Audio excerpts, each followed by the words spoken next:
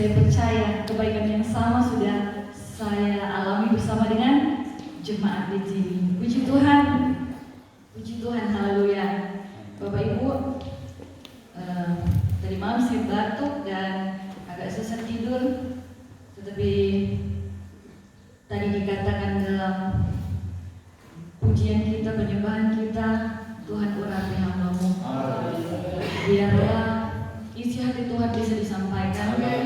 Firman ini sudah memberkati saya dan saya mau bagikan bagi kita semua di tempat ini. Jemaat GBDI Berea Semaraya, puji Tuhan. Kami dengan gembala di sini masih ada hubungan keluarga dan senang sekali bisa bertemu dalam satu pelayanan. Puji Tuhan. Bapak Ibu sudah dikasih dalam Tuhan Yesus Kristus. Saya beri tema untuk pemberitaan firman Tuhan. Kesempatan pagi ini menjadi berdosa gara-gara pelayanan. Sekali lagi, menjadi berdosa gara-gara pelayanan. Ini adalah peringatan. Puji Tuhan. Bapak Ibu yang dikasih dalam Tuhan Yesus Kristus, saya awali dengan cerita ini. Raja Saul adalah raja pertama permintaan rakyat Israel dan dia diurapi setelah dipilih. Tetapi ada dua kesempatan dia melakukan dosa, melakukan pelanggaran terhadap perintah Tuhan yang akan kita dapati dalam 1 Samuel 13 di dalam ayat 9 khususnya.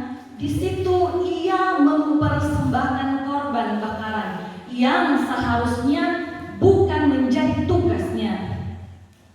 Dia tidak sabar menunggu Samuel dan itu merupakan dosa.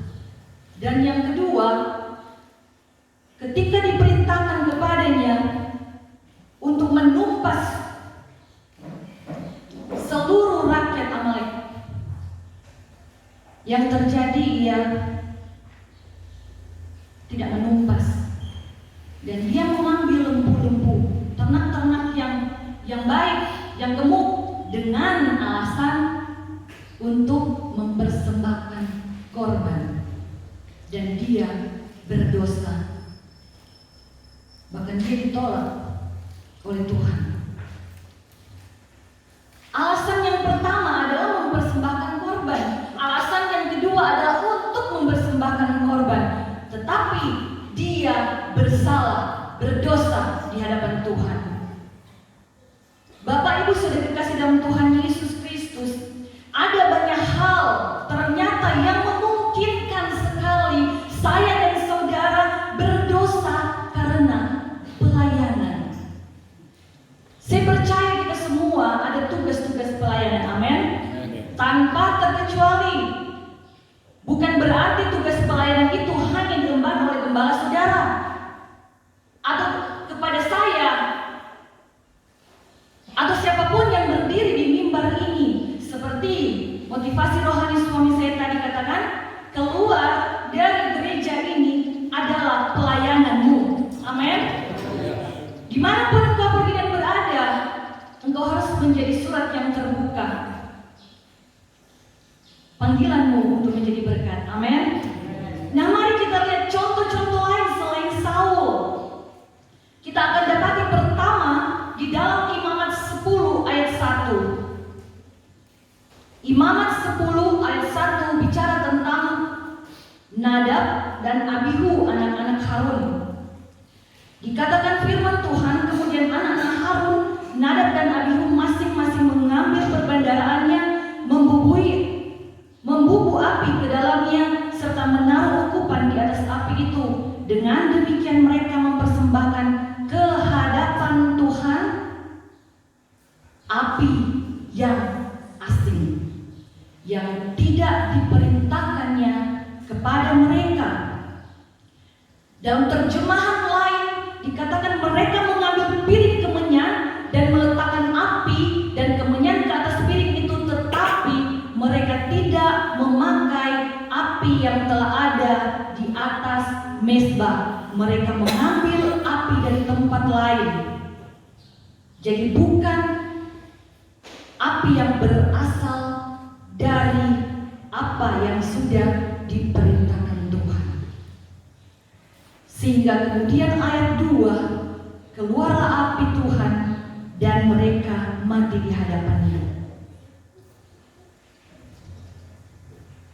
Apa sih api asing dalam kehidupan zaman sekarang yang sudah tidak lagi mempersembahkan korban bakaran di hadapan Tuhan? Secara sederhana, saya ingin memberikan contoh bagi kita semua. Api asing itu, contoh yang sederhana, ketika kita membawa persembahan, membawa derma dari hasil yang tidak berkenan kepada Tuhan, mungkin dari hasil curian, hasil uang korupsi, dengan alasan untuk bawa kepada Tuhan, tetapi dari hal yang tidak berkenan kepada Tuhan, itu menjadi api asing, dan Tuhan tidak berkenan atas apa yang kita lakukan atas nama melayani. Bapak Ibu Saudara kekasih dalam Tuhan Yesus Kristus, mungkin dalam kehidupan saya dan saudara, kita punya usaha, tetapi pastikan setiap usaha saya dan saudara itu adalah usaha yang Tuhan kehendaki. Amin. Karena ketika engkau mempersembahkan itu kepada Tuhan, itu akan menjadi murka untukmu, bukan menjadi lagi berkat. Jangan pikir, soalnya ini pekerjaan saya. Bukankah Tuhanmu Allah yang luar biasa, yang mampu mempersiapkan engkau segala sesuatu yang baik? Amin. Jangan khawatir Bapak Ibu, dan menjadi alasanmu, karena memang itu usaha saya, itu yang menghidupkan saya. Tuhan punya cara untuk memberkati engkau. Amin. Haleluya, puji Tuhan, haleluya.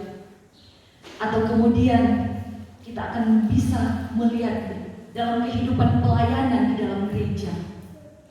Jangan kita melayani Tuhan dengan dasar yang salah. Apa itu? Motivasi yang salah. Kita koreksi kehidupan kita. Ada motivasi apa dalam kehidupan kita untuk melayani Tuhan? Kalau itu tidak berkenan kepada Tuhan, minta Tuhan tolong mengampuni saudara-saudara. Amin. Biar motivasi kita dalam melayani Tuhan, motivasi kita dalam berjemaat di tempat ini, menopang pekerjaan Tuhan di tempat ini adalah motivasi yang murni. Amin. Jangan dari dasar atau asal yang salah, sehingga menjadi berdosa gara-gara pelayanan. Yang kedua Bapak Ibu, contoh lain dalam 1 Samuel 2 ayat 15. Di sana tertulis firman Tuhan, bahkan sebelum lemaknya dibakar, bujang imam itu datang lalu berkata kepada orang yang mempersembahkan korban itu, berikanlah daging kepada imam untuk dipanggang, sebab ia tidak mau menerima daripadamu daging yang dimasak, hanya yang mentah saja. Ayat 16. Apabila orang itu menjawabnya, bukankah lemak itu harus dibakar dahulu, kemudian barulah ambil bagimu sesuka hatimu, maka berkatalah ia kepada orang itu, sekarang juga harus kau berikan, kalau tidak aku akan mengambilnya dengan kekerasan. Ayat 17. Saya membaca dalam firman Allah, terjemahan versi mudah dibaca, demikian pada ayat yang ke-17. Dengan cara demikian, Hofni dan Pinehas adalah anak-anak imam Eli, membuktikan bahwa mereka tidak menghormati korban yang dibawa kepada Tuhan, dan hal itu merupakan dosa yang sangat besar terhadap Tuhan. Kita dapati dua kesalahan dalam pelayanan pekerjaan Tuhan. Kesalahan pertama seperti dalam ayat 29, kemudian ditegaskan dalam teguran seorang utusan, Bapak Ibu. Di sana kita baca ayat 19, mengapa engkau memandang dengan loga, memandang dengan mencari keuntungan kepada korban sembelihanku dan korban sajianku yang telah kuperintahkan, dan mengapa engkau menghormati anak-anakmu lebih daripadaku sambil kamu menggemukkan dirimu. Perhatikan kata ini, dengan bagian yang terbaik dari setiap korban sajian umatku Israel. Menggemukkan diri, mengambil keuntungan dalam setiap pelayanan yang kita kerjakan, itu adalah hal yang tidak berkenan kepada Tuhan. Pengertian secara jasmani, siapapun yang melayani, jangan pakai pelayanan untuk mencari keuntunganmu secara pribadi. Jangan memperkaya dirimu dari hasil pelayanan, berkedok melayani, tetapi ternyata untuk memperkaya diri. Saya tidak terbatas kepada hamba Tuhan. Mungkin ada di antara saya dan saudara diberikan kepercayaan tertentu. Jangan loba, jangan serakah. Jangan memperkaya dirimu, menggemukkan dirimu dengan alasan pelayanan. Secara rohani, Bapak Ibu Saudara kekasih yang dikasihi Tuhan Yesus Kristus, kita tentu tahu dengan apa yang dinamakan mencuri kemuliaan Tuhan. Hati-hati dalam setiap pelayanan saya dan saudara, hanya untuk kesombonganmu, hanya untuk membanggakan dirimu, sehingga engkau lupa bahwa Tuhan yang percayakan itu padamu dan Tuhan yang melengkapi kemampuan kepadamu, bukan apa yang engkau miliki secara pribadi. Itu hanya kepercayaan. Saya selalu mengucap syukur pada Tuhan, Bapak Ibu, ketika seperti sekarang ini saya tidak bisa tidur semalam. Mungkin sekitar 2 jam saya istirahat. Tetapi ketika saat itu saya boleh menyadari semua hanya kekuatan dari Tuhan, semua hanya kepercayaan dari Tuhan. Kemampuan saya, kesehatan saya, semua anugerah Tuhan. Amin. Untuk itu pergunakanlah untuk kemuliaan nama Tuhan. Kita tidak punya kemampuan apa-apa, kita sangat terbatas. Biar kita jangan mencari pujian dan sanjungan dalam setiap pelayanan kita. Sebab Yohanes 3 ayat 30 di sana dikatakan kita harus semakin kecil dan Tuhan yang semakin besar. Jangan mencuri kemuliaan Tuhan. Puji Tuhan. Yang kedua adalah kesalahan yang kita dapati ketika kita dipercayakan pelayanan dan kita semena-mena, kita otoritas, kita mentang-mentang. Bapak Ibu Saudara kekasih dalam Tuhan Yesus Kristus, kita satu tubuh di dalam Tuhan. Mari sama-sama kita membangun. Kalau ada hal-hal dalam gereja ini yang mungkin menjadi luka, anggap itu cuma bisul kecil, jerawat, dan engkau yang akan menjadi bahagian yang mengoptimalkan daya tahan tubuhmu sebagai jemaat yang utuh untuk menyembuhkan mereka semua. Amin. Haleluya. Kita saling membangun. Jangan kita mentang-mentang punya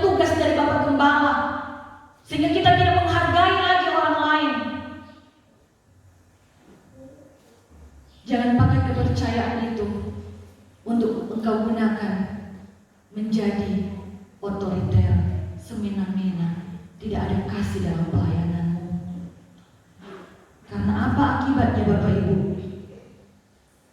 Kepercayaan yang Tuhan percayakan kepadamu lewat gembala, lewat organisasi gereja, akan Tuhan ambil juga daripadamu. Karena ketika kita melihat hukuman adalah kematian, sia-sia setiap pelayanan kita. Amin.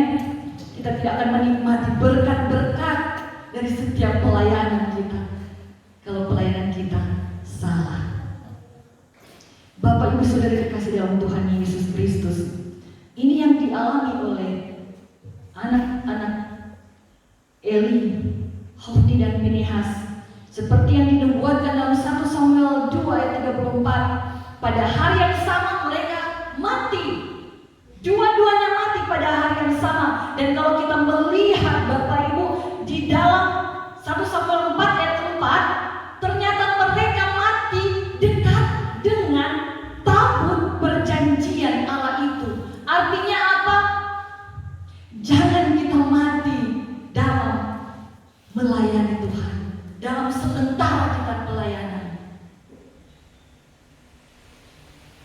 Keduanya mati ketika mereka dekat dengan tabut perjanjian.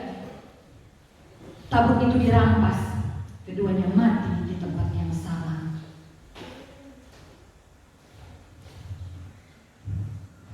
Haleluya, puji Tuhan. Jangan menjadi berdosa gara-gara pelayanan. Yang ketiga, 1 Samuel 6 ayat 19.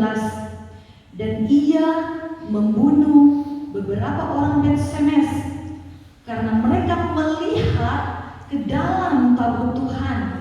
Ia membunuh 70 orang dari rakyat itu. Dalam 1 Samuel 6 ayat 19, rakyat itu berkabung karena Tuhan telah menghajar mereka dengan dahsyatnya.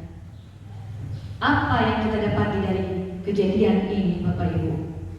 Cerita ini kita bisa baca secara lengkap di rumah. Tetapi mari kita melihat bahwa jangan kita pun terpengaruh dengan orang luar yang kepo terhadap pelayanan saya dan saudara. Karena ternyata itu urusan Tuhan. Amin. Amin. Dorang liya, dorang yang kena hukuman.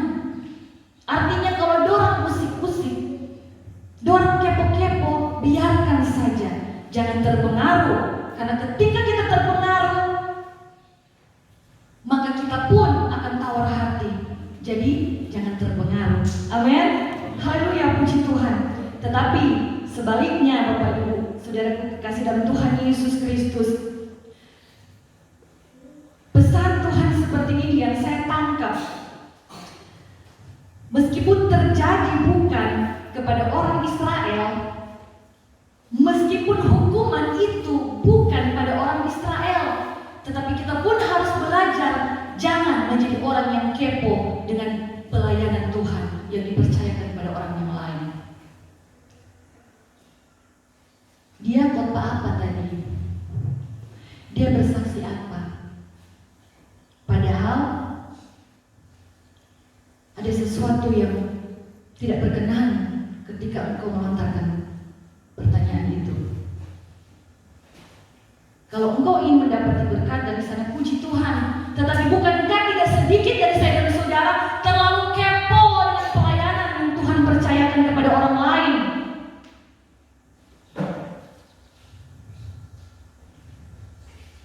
Jangan karena kepo dengan pelayanan yang Tuhan percayakan kepada orang lain, akhirnya kita iri hati dan menjadi berdosa. Kerjakan pelayananmu dengan setia dan bertanggung jawab kepada Tuhan. Kalau ada hal lain yang engkau lihat dari mereka menjadi motivasi, menjadi hal baik yang memberkati engkau, terima. Jangan engkau banding-bandingkan juga. Amin. Semua punya tugas pelayanan yang Tuhan percayakan. Engkau punya kelebihan, engkau punya kekurangan. Demikian pun orang-orang yang lain di luar engkau. Jangan menjadi berdosa Bapak Ibu ya, gara-gara pelayanan. Yang keempat, kita akan dapat dalam 2 Samuel 6 ayat 3. Mereka menaikkan tabut Allah itu ke dalam kereta yang baru setelah mengangkatnya dari rumah Abinadab yang di atas bukit. Lalu Usa dan Ahio anak-anak Abinadab mengantarkan kereta itu. Di dalam ayat ke-6, ketika mereka sampai ke tempat penggiringan Nakom, maka Usa mengulurkan tangannya kepada tabut Allah itu lalu memegangnya karena lembu-lembu itu tergelincir. Ayat 7, maka bangkitlah murka Tuhan kepada Usa, lalu Allah membunuh dia di sana karena keteledorannya itu. Ia mati di dekat tabut Allah itu. Sekali lagi, mati di dekat tabut Allah, mati dalam pelayanan. Bapak Ibu Saudara kekasih dalam Tuhan Yesus Kristus, banyak orang kemudian melihat hal ini, apakah Tuhan tidak adil? Tetapi kalau kita melihat Bapak Ibu, ada 2 kesalahan yang saya dapati dalam pemindahan tabut Tuhan ke Yerusalem dalam ayat ini. Pertama adalah kesalahan perorangan pribadi, menyentuh tabut Tuhan dengan tidak sengaja, tanpa sengaja. Tetapi pelayanan itu tidak berkenan kepada Tuhan, karena engkau seolah-olah ingin membantu Tuhan dengan tenagamu. Perhatikan, teledor. Dia mau tahan tabut itu, tetapi dia mati karena dia teledor. Tuhan bilang jangan pernah sentuh.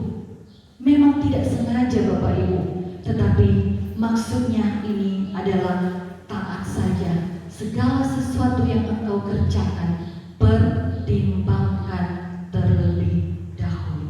Amin. Jangan cepat-cepat mengambil keputusan. Bertanyalah kepada Tuhan. Amin. Jangan kesusu Bapak Ibu.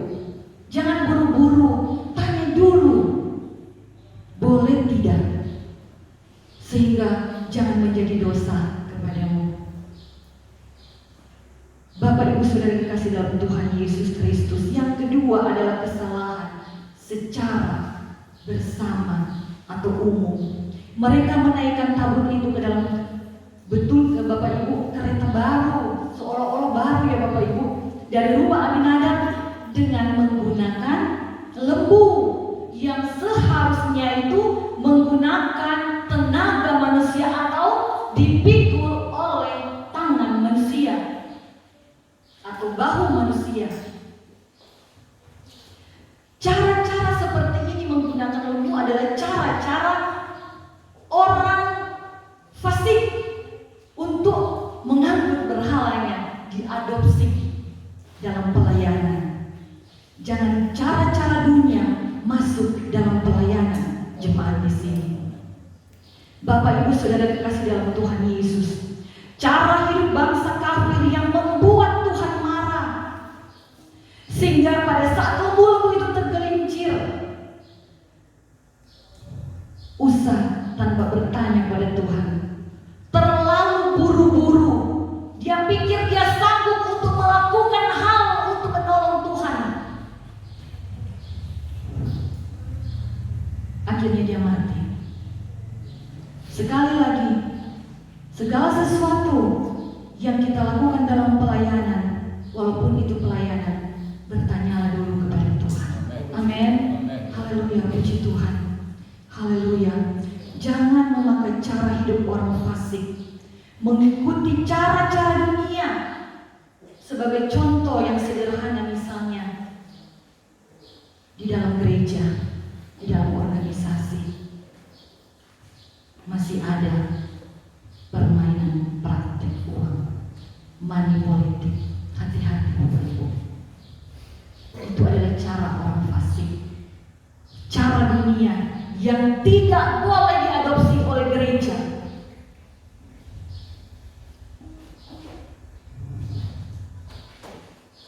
Ada satu yang saya ingin contohkan bagi saya dan saudara. Ketika kita ingin memberi persembahan, memberi sumbangan, misalnya untuk pembangunan gereja, untuk kepentingan pelayanan, kalau tidak mampu jangan paksa. Amin. Jangan untuk paksa kalau tidak mampu kemudian pinjam dan tidak bayar. Cuma untuk kemudian dilihat saya punya kekuatan finansial, saya menyumbang sekian. Kalau tidak mampu uang, tenaga bisa. Kalau tidak mampu uang dan tenaga, doamu bisa. Amin. Haleluya, puji Tuhan, haleluya. Karena itu adalah cara-cara yang fasik. Mazmur 37 ayat 21 katakan di sana, Bapak Ibu, orang fasik meminjam dan tidak membayar kembali.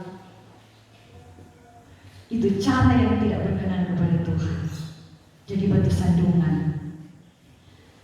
Jadi pelajaran yang kita dapatkan, jangan menggampangkan juga pekerjaan Tuhan. Jangan pakai lembu memudahkan perjalanan, padahal Tuhan tahu. Dan Tuhan minta pertama taat, harus pakai manusia. Karena jalan di situ Tuhan pun tahu banyak batu-batu. Kalau manusia masih bisa menghindar, Tuhan sudah mengerti cara pemakaian yang Tuhan sudah persiapkan bagi saya dan saudara. Jangan pakai pikiran sendiri. Amin. Haleluya, puji Tuhan. Karena engkau tidak tahu jalan yang kau akan tempuh dalam pelayananmu.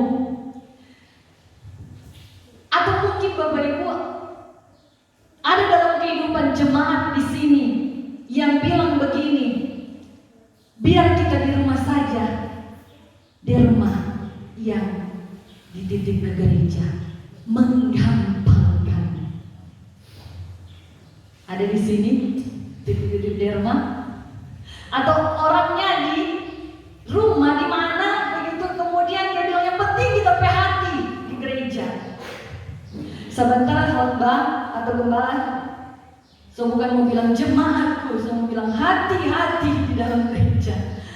Bapak Ibu Saudara dikasih dalam Tuhan Yesus Kristus, jangan menggampangkan, proyek pekerjaan Allah yang luar biasa yang Tuhan percayakan bagi saya dan saudara. Amin. Tuhan mau pakai engkau, Tuhan mau pakai seluruh kehidupanmu bagi kemuliaan nama Tuhan.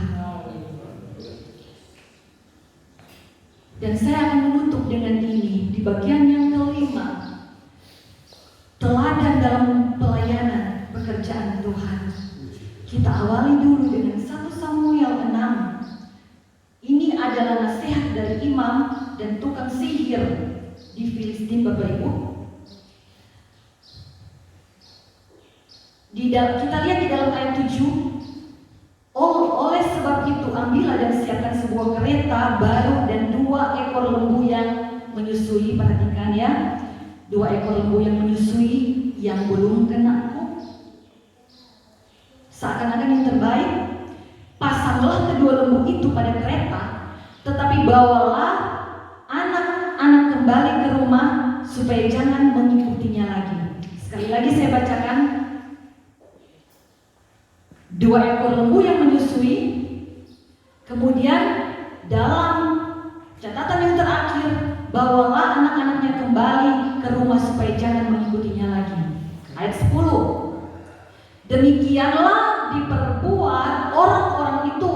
Mereka mengambil 2 ekor lembu yang menyusui, dipasangnya pada kereta, tetapi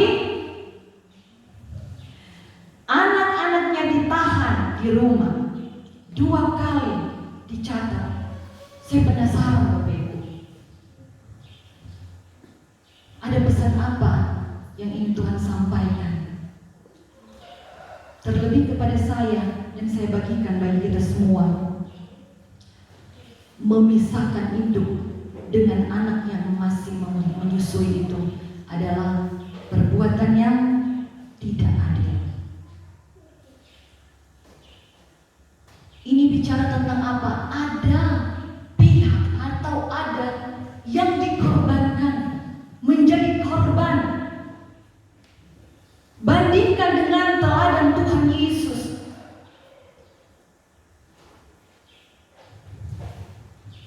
Roh Tuhan mengantar saya pada Matius 21 ayat 2. Di situ dikatakan dan garis bawahi dengan pesan, pergilah ke kampung yang di depanmu itu, dan di situ kamu akan segera menemukan seekor betina tertambat dan anaknya ada dekatnya. Kemudian apa? Lepaskan keledai itu dan bawalah keduanya kepadaku. Walaupun untuk pekerjaan Tuhan, walaupun untuk pelayanan, Tuhan kasih teladan. Dan ketika saya melihat cerita ini, Tuhan menunggangi keledai ketika dia dieluk-elukan di Yerusalem, Bapak Ibu. Dalam Markus 11 dan Lukas 19, dua kitab yang mencatat kejadian ini tidak secara detail. Karena mereka tidak melihat atau fokus pada hal tersebut. Tetapi puji Tuhan, Tuhan percayakan untuk dicatat oleh Matius. Supaya apa Bapak Ibu? Jangan sampai lewat untuk pesan Tuhan ini. Amin. Jangan sampai lewat. Bahkan Bapak Ibu lihat di sana dikatakan keduanya bawa kepadaku. Perhatikan kata dengan pesan. Artinya ada pesan Tuhan Yesus bagi saya dan saudara. Walaupun dibawa kepada Tuhan, walaupun untuk pekerjaan Tuhan, tapi jangan sampai merugikan orang lain. Melayani tetapi merugikan orang lain itu tidak berkenan. Kita harus juga peduli dengan orang lain. Amin. Haleluya. Mari libatkan orang lain. Amin. Kita bekerja bersama-sama bergandengan tangan, seia sekata di dalam pekerjaan Tuhan. Jangan kemudian gara-gara dalam gereja, gara-gara dalam rayon, engkau membuat orang lain itu lemah imannya. Sekali lagi, jangan jadi batu sandungan sehingga mereka yang menjadi lemah itu tidak mau bergereja lagi. Gara-gara engkau mengorbankan mereka. Tidak adil bagi mereka. Jangan karena pelayanan ada yang jadi korban. Jangan karena alasan pelayanan kemudian mengorbankan juga rumah tanggamu. Jangan karena alasan pelayanan mengorbankan keluargamu. Dan jangan pula karena pelayanan engkau mengorbankan dirimu sendiri. Apa yang saya ingin maksudkan di sini Bapak Ibu, engkau terlalu sibuk melayani, engkau terlalu sibuk untuk pelayanan pekerjaan Tuhan, engkau lupa istrimu, engkau lupa suamimu. Terlalu banyak waktu yang engkau keluarkan, engkau berikan untuk pekerjaan Tuhan tanpa engkau memperhatikan istri dan suamimu. Itu pun hal yang salah. Bukankah banyak rumah tangga yang akhirnya tidak bisa bertahan karena alasan pelayanan Bapak Ibu berdosa. Bapak Ibu bisa mengerti ya? Banyak contoh di luar sana. Suami pergi melayani istri di rumah, istri pergi melayani suami di rumah. Makanya saya dan suami sepakat, kami tidak akan pernah pergi pelayanan kalau tidak bersama-sama. Roh kuat tetapi daging lemah. Bahkan mungkin engkau terlalu sibuk dengan pelayanan, engkau engkau lupa memperhatikan anak-anakmu di rumah. Mereka kekurangan perhatian.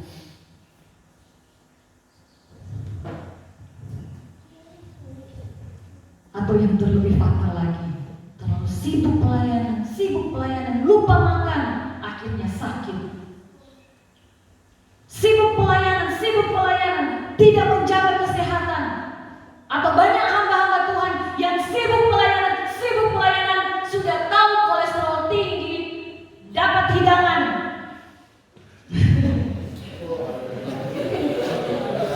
Makan sembarangan, itu mengorbankan dirimu sendiri, bodoh namanya. Tuhan masih mau pakai engkau, masih jauh perjalananmu. Masa sih Tuhan masih mau pakai tapi kurang bahan? Bisa dimengerti Bapak Ibu ya. Jadi orang mesti pakai hikmat Tuhan. Amin. Kalau memang dalam pelayanan engkau puasa terpaksa, Tuhan pasti akan memuatkan. Tetapi jangan karena kebodohanmu sendiri. Jangan karena kebodohan sendiri berdosa Bapak Ibu. Gara-gara pelayanan jadi berdosa. Mari kita datang pada kesimpulan pesan Tuhan apa sih? Dalam Imamat 10 api asing itu yang kemudian mengakibatkan anak-anak Harun, Nadab dan Abihu meninggal. Ini bicara apa? Bicara dasar, bicara asas yang salah. Sebaliknya, punyalah dasar dan asas yang benar. Amin. Punyalah dasar dan asas yang benar. Tempat kita berpijak yang kuat. Yang kedua dalam 1 Samuel 2 itu tentang anak-anak Imam Eli. Itu bicara tentang tujuan dan tindakan yang salah. Makanya sebaliknya kita harus punya tujuan dan tindakan yang benar. Amin. Haleluya. Puji Tuhan. Yang ketiga, masih dalam 1 Samuel 6 itu ketika Betsemes rakyatnya itu mengintip, bicara tentang apa?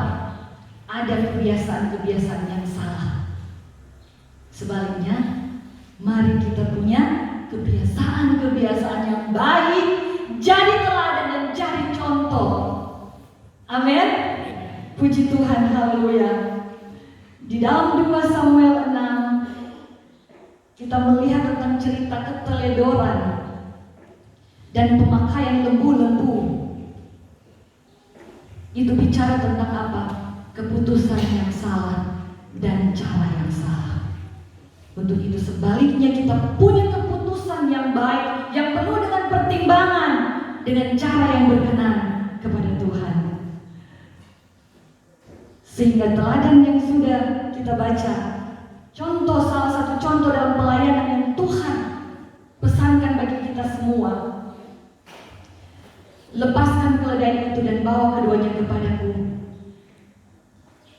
Jangan merugikan orang lain, karena sebuah kepercayaan yang Tuhan berikan padamu. Ingat, orang bisa menjadi berdosa gara-gara pekerjaan Tuhan. Jadi berhati-hatilah. Berhati-hatilah. Firman Tuhan pada kesempatan ini memberikan teguran, tetapi juga teladan bagi saya dan saudara dalam setiap kepercayaan Tuhan bagi kita, dalam pelayanan, dalam proyek pekerjaan Tuhan yang luar biasa ini. Kita menjadi surat-surat yang terbuka. Jangan karena itu kita menjadi celaka, mati. Mungkin mati secara jasmani tidak, tetapi ada mati secara rohani. Pelayananmu menjadi sia-sia. Pelayananmu yang susah pelayanan kau bangun tidak dapat upah, percuma. Amin. Haleluya, puji Tuhan, haleluya. Sehingga seperti Saul engkau ditolak walaupun engkau sudah diurapi. Ingat, walaupun engkau sudah diurapi, bisa saja penolakan Tuhan ada padamu. Aku tidak kenal engkau. Matius 7:21-23 seperti kata suami saya tadi kita baca bersama-sama. dalam hitungan yang ketiga, tinggal 2 ayat lagi Bapak Ibu. Matius 7, 21, 23.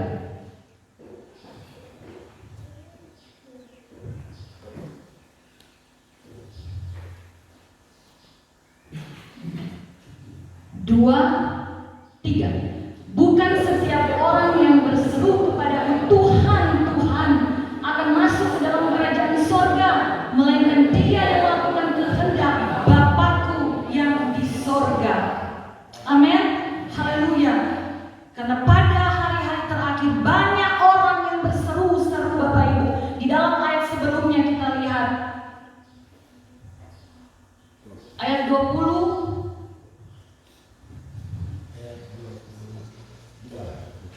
Oh ya.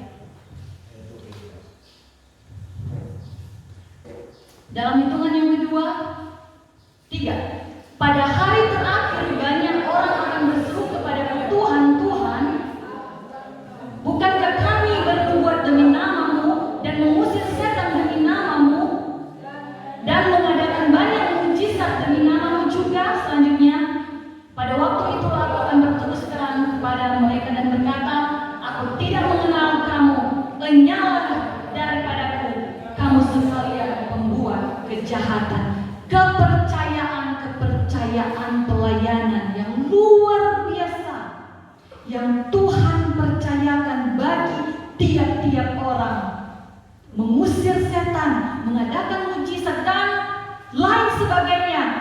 Tetapi Tuhan bilang, enyahlah kau, pembuat kejahatan. Ayat terakhir Ulangan 4 ayat 9. Kita juga baca secara bersama-sama. Paling terakhir